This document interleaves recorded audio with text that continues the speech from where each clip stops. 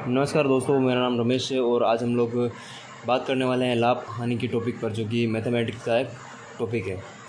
दोस्तों, लाभ और हानि की जब भी हम बात करते हैं तो ये ख़रीदारी और बिक्री इस दोनों पर डिपेंड करती है, क्योंकि हम किसी भी वस्तु को कम मूल्य में लेकर आएंगे और ज़्यादा मूल्य में बेच देंगे तो हमारे को सीधी सी बात है लाभ होगा, यानी कि फ़ायदा होगा। और हम ज़्यादा पैसों में ख़रीदेंगे और कम पैसों में बेच देंगे तो हमारे को हानि होगी उस वस्तु में। तो इसके अंदर 3-4 बातें ध्यान रखने की होती है। एक होता है लाभ, एक होती है हानि। लाभ का मतलब फ़ायदा, हानि का मतलब नुकसान। और एक चीज़ होती है विक्रय मूल्य और एक होता है क्रय मूल्य। विक्रय मूल्य का मतलब होता है हमने किस दर पर या किस मूल्य पर किसी वस्तु को बेचा, उसको हम विक्रय मूल्य बोलते हैं। और क्रय मूल्य का मतलब होता है हमने किस मूल्य पर उसको खरीदा। तो मूल्य लाभ निकालना होगा अगर हमारे को, तो लाभ किससे निकालेंगे? हमने ज़्यादा पैसों में बेचा होगा, यानी विक्रय मूल्य ज़्यादा होगा और क्रय मूल्य कम होगा, तभी हमारे को लाभ होगा। यानी कि हम विक्रय मूल्य में से क्रय मूल्य को माइनस कर देंगे तो हमारे पास क्या आ जाएगा? लाभ आ जाएगा। और हानि निकालनी होगी तो हानि कैसे निकालेंगे? यदि हमने ज़्यादा पैसों में ख़रीदा होगा और कम पैसे में बेच दिया होगा तो क्रय मूल्य ज़्यादा होगा और विक्रय मूल्य कम होगा, तभी हमारे को हानि होगी। तो ज़्यादा बड़ी चीज़ होती है उसमें से छोटी चीज़ को घटाते हैं, तो क्रय मूल्य में से विक्रय मूल्य को माइनस कर देंगे। बहुत सारे लोगों को क्रय मूल्य और विक्रय मूल्य में भी कन्फ्यूज़न होता है, तो हमें सीधी सी बात याद रखनी है, क्रय मूल्य का मतलब खरीदना, विक्रय मूल्य का मतलब बेचना। ठीक है ना। अब हम कोई सवाल करके देखते हैं कि किस तरीके से हम किसी क्वेश्चन को सोल्व कर सकते हैं।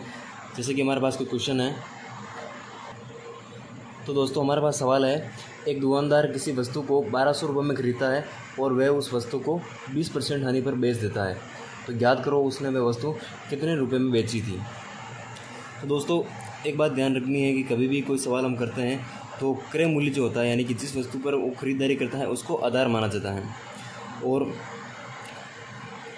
इसमें हमारे को प्रतिशत में दे रखा है। हमने क्या बात की थी, डायरेक्ट अगर निकालना है कि लाभ कितना हो रहा है, हानि कितनी हो रही है, तो हम विक्रय मूल्य माइनस क्रय मूल्य या क्रय मूल्य कर माइनस विक्रय मूल्य करके निकाल सकते हैं। लेकिन प्रतिशत का जो फंडा है उसको कैसे किया जाता है ये आप देखिए।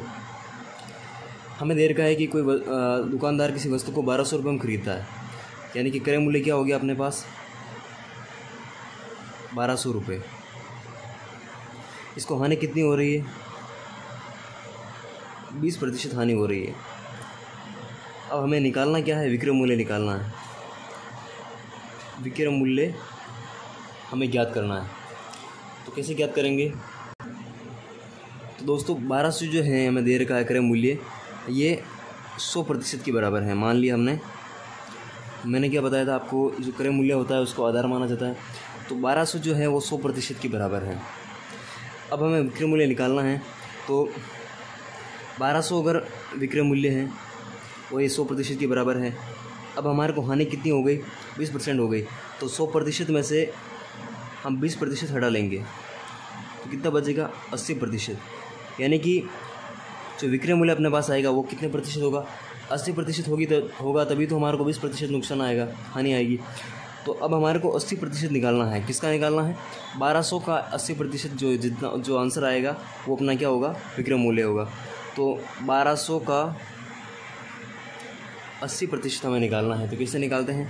1200 इंटू 80/100। 2 जीरो से 2 जीरो काट देंगे हम, ये 1 जीरो लगा दीजिए। 12 को 8 से गुणा करा देंगे, कितना आएंगे? 96। तो ये अपना क्या आ गया? आंसर आ गया, यानी कि विक्रय मूल्य आ गया। अब दोस्तों अगर हमारे पास लाभ की अगर बात की होती तो हम क्या करते हैं? लाभ होता अगर हमें 20% का, तो हम इस 20 को यहाँ से घटाते नहीं और क्या कर देते? जोड़ देते, तो 120% आ जाता। तो 1200 का 120% निकालते तो अपने पास कितना आता? 20%, यानी कि 240 रुपये। तो 1200 प्लस 240 कितने हो जाते हैं? 1440 हमारे को विक्रय मूल्य प्राप्त होता अगर हमारे को फ़ायदा होता तो उस कंडीशन में। एक और सवाल करके देखते हैं दोस्तों। हमारा अगला सवाल कुछ इस तरह से है, एक दुकानदार किसी वस्तु को 750 रुपये में बेचता है तो उसे 25% का लाभ होता है। तो क्रय मूल्य ज्ञात करो। तो दोस्तों इस सवाल को किस तरीके से करेंगे, मैंने क्या बताया था, क्रय मूल्य जो अपना होता है उसको आधार मानना होता है, इसको हम 100% के बराबर मानते हैं, ठीक है ना। अब विक्रय मूल्य की बात कर रहा है कि ये इसने बेचा है ना, तो बेचने को हम क्या बोलते हैं, विक्रय मूल्य बोलते हैं।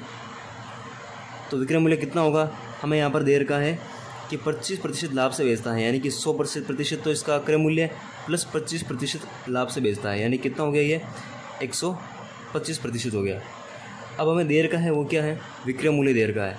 विक्रय मूल्य हमें पता है कितना प्रतिशत है, 125% है। अगर 125% जो है वो किसके बराबर है, 750 के बराबर है, हमें क्या निकालना है, क्रय मूल्य निकालना है। क्रय मूल्य हमेशा 100% के बराबर ही होता है। तो अब 125% का मतलब अगर 750 है तो हमें 100% का मतलब क्या होगा वो निकालना है। तो कैसे निकालेंगे, हमें पता है कि अगर 125% 750 के बराबर है तो 1% किसके बराबर होगा, हम 750 में 125 का भागा लगा देंगे तो कितने किसके बराबर आ जाएगा, 1% के बराबर आ जाएगा। अब हमें 100% निकालना है, तो 100% किसके बराबर होगा, 750 बटेवा 125 इंटू 100। अगर 1% इसके बराबर आ रहा है तो 100% निकालने के लिए हम 100 से गुणा करेंगे। मान लो हमें 50% निकालना होता तो क्या करते हैं, 50 से गुणा करा देते हैं। अब हमें इसका आंसर निकालना है, तो कैसे निकालेंगे, हम 25 के भाड़े से इसको काटेंगे, कितनी बार कटेगा, 5 बार। ये कितनी बार कटेगा, 30 बार। इसको हम 5 के भाड़े से वापस 30 को काटेंगे, कितनी बार कटेंगे, 6 बार। अब 6 को हम 100 से गुणा कर देंगे, कितना आंसर आएगा अपना, 600।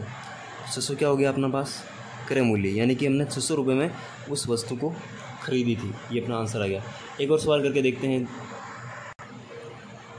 तो दोस्तों हमारा अगला सवाल कुछ इस तरीके से है, किसी वस्तु को 2500 रुपये में बेचने पर 10% की हानि होती है, तो उस वस्तु को कितने रुपए में बेचा जाए कि 16% का लाभ हो जाए। तो दोस्तों मैंने आपको क्या बताया था कि जो बेचने की जो दर है उसको हम क्या बोलते हैं, मतलब बेचने का जो मूल्य है उसको क्या बोलते हैं, विक्रय मूल्य। तो अपने पास विक्रय मूल्य कितना है, ये सवाल दोस्तों 2 भागों में डिवाइड होगा। तो फर्स्ट वाले जो भाग है, यानी किसी वस्तु को 2500 रुपये में बेचने पर 10% की हानि होती है, ये एक अलग पार्ट हो गया, और नीचे वाला अलग पार्ट हो गया। तो विक्रय मूल्य क्या है, फर्स्ट वाला 2500 रुपये। इसमें क्या बता रहा है ये हमारे को कि हानि हो रही, कितनी हो रही है, 10% की हानि हो रही है। अब सोचने वाली बात क्या है, क्रय मूल्य जो होता है वो हमेशा 100% के बराबर होता है, ये मैंने आपको बात बताई थी। तो 10% की हानि हो रही है, यानी कि 2500 जो है ये किसके बराबर होगा, 90% के बराबर होगा। क्यों होगा, क्योंकि हम 100% में खरीद रहे हैं और 10% की हानि पर बेच रहे हैं, यानी कि जो 2500 है वो 90% की बराबर होगा।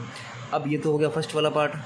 अब सेकंड वाले पार्ट में हमें क्या बता रहा है कि उस वस्तु को कितने रुपये में बेचा जाए, यानी कि इसका विक्रय मूल्य क्या रखा जाए, विक्रय मूल्य क्या होगा कि 16% का लाभ हो जाए।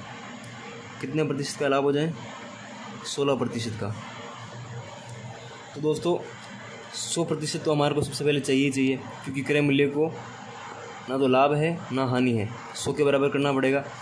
और हमें क्या करना है, लाभ कमाना है, कितना, 16%, यानी कि आप कुल मिलाकर 116% तक आप पहुँचोगे, तब जाकर आपको 16% का लाभ प्राप्त होगा। तो इसके लिए क्या करना पड़ेगा, आप जो 2500 जो है वो 90% के बराबर है, यानी कि 90% किसके बराबर है, 2500 की बराबर है। तो 1% किसके बराबर होगा, 2500 बटेवा 90। हमें क्या निकालना है, 16% लाभ निकालना है, यानी कि 116% निकालना है। कैसे निकालेंगे, 116%, तो 2500 बटेवा 90 इंटू 116। अब हमें इसका मान निकालना है, कैसे निकालेंगे, 1 0 से 1 0 काट देंगे।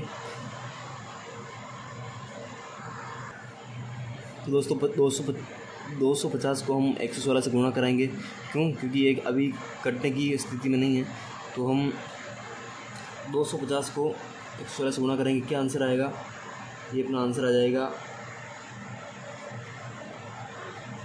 29,000 ऊपर आ गया बटेवा 9।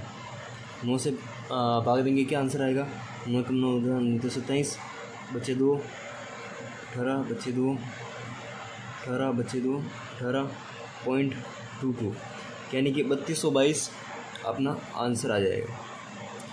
तो दोस्तों इस तरीके से हम इन सवालों को हल कर सकते हैं। तो दोस्तों आज के वीडियो में बस इतना ही है। आगे वाले वीडियो को देखने के लिए हमारे चैनल से जुड़े रहें और अपना हमारे चैनल को सब्सक्राइब करें। Thank you very much.